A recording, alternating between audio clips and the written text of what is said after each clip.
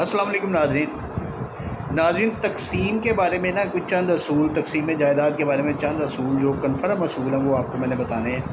کیونکہ ہر بندہ پوچھتا ہے کہ کیا میں تقسیم میں جاؤں یا میں ٹرائیبیونل میں جاؤں۔ جس وقت مشترکہ کھاتہ ہوگا نا تو اس وقت آپ کو تقسیم میں جانا پڑے گا، وہ آپ ٹرائیبیونل میں نہیں جا سکتے۔ ٹرائیبیونل میں کن صورتوں میں جا سکتے ہیں وہ ایک علیحدہ بات ہے، لیکن تقسیم کس طریقے سے کروائی جا سکتی ہے۔ سب سے پہلا جو پوائنٹ ہے وہ آپ نے ذہن میں رکھنا ہے کہ اگر آپ کی زمین جو ہے نا وہ سکنی ہے، رہائشی ہے، بلڈنگ بنی ہوئی ہے، تو آپ نے سول کورٹ جانا ہے، آپ نے پیلرا کے پاس یا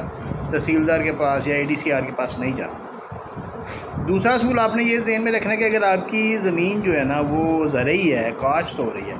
تھوڑا بہت حصہ اگر اس کے اوپر تعمیرات بھی ہوئی ہیں، یعنی کوئی ڈیرا بنا ہے یا کوئی اس قسم کی کوئی تعمیرات ہوئی ہوئی ہیں، کوئی ٹیوب ویل لگا ہوا ہے، تو پھر آپ نے ریونیو کورٹ میں جانا ہے، ADCR وہ اس کے بعد تحصیلدار کے پاس آپ نے اپلیکیشن موو کرنی ہے۔ اس کے بعد ایک اصول آپ نے جو مد نظر رکھنا ہے وہ یہ ہے کہ اگر آپ کی کوئی خاندانی تقسیم پہلے سے ہو چکی ہے، وہ آپ نے چاہے وہ زبانی ہے، چاہے وہ ریٹن ہے، چاہے کچھ بھی ہے، اس کے گواہ موجود ہیں، تو وہ آپ نے عدالت میں ضرور پیش کرنی ہے۔ عدالت بائنڈ ہے، عدالت اس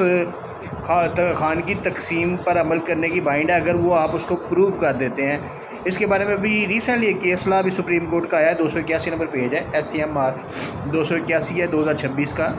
تو اس میں جو ہے نا واضح طور پہ کلیئر کیا سپریم کورٹ نے کہ اگر کوئی خاندانی تقسیم اگر کوئی ہوئی ہے پرانی، بھلے وہ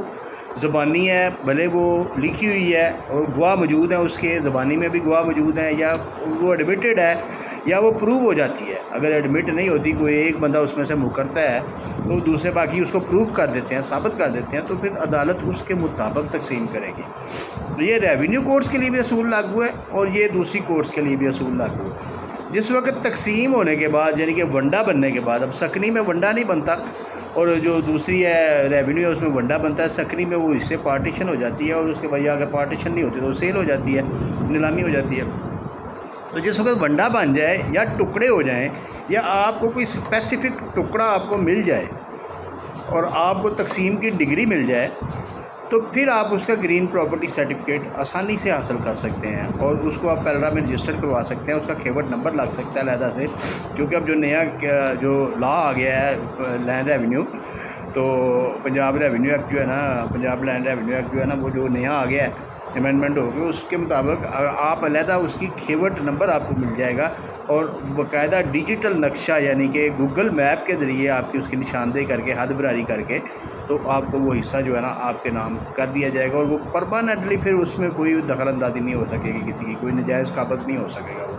اور وہ آ جائے گا۔ تو تقسیم کے لیے یہ چیزیں، سب سے پہلے یہ کہ ٹائٹل آپ کا کلیئر ہونا چاہیے، مشترکہ ہے تو پھر سب کا ٹائٹل کلیئر ہونا چاہیے۔ آپ مشترکہ ہے، اگر آپ کے والد صاحب کی جگہ ہے تو آپ بہن بھائیوں کا ٹائٹل مشترکہ ہے، کوئی شک نہیں ہے اس میں، اس کے کوئی وراثت کی ضرورت نہیں ہے، کوئی ڈگری کی ضرورت نہیں ہے۔